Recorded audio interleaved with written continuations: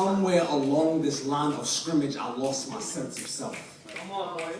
15,000 concussions over 45 years can do that to a man. My name is Junior Seau.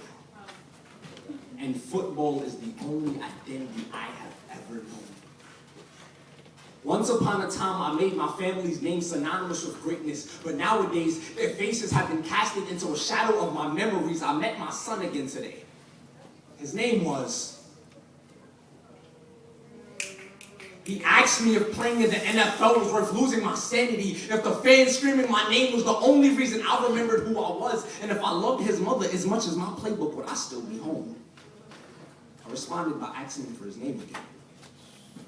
I'm not too good with short-term attention these days.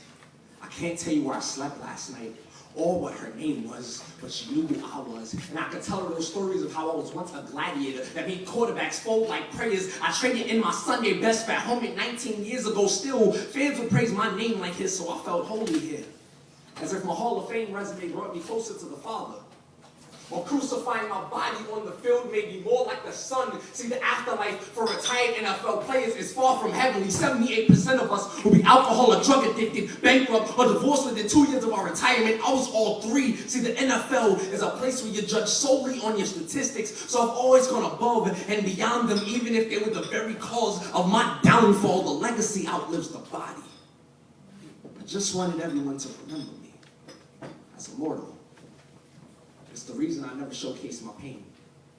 Never was diagnosed for those concussions I already knew I had. Played through injuries, persona of an alpha male, all the while a struggling soul, abyss to a mirror, all vodka and ambient enhancers to misplaced anger. The man I am would bring the man I should be to tears. I'm not in control of this corpse of a vessel anymore. My mind isn't mine anymore. The legacy outlives the body, but the mind is a puppet master. So what's a legacy if you can't even live and remember it happened?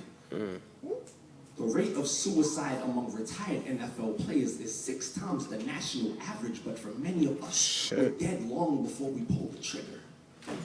When we put our helmets and pads down for good, living loses its purpose, and when my mind tells me to forget that my purpose even existed, I become the empty casing of the man I thought I was, and when you find this farewell, it will already be too late. I just beg of you to fulfill my last request.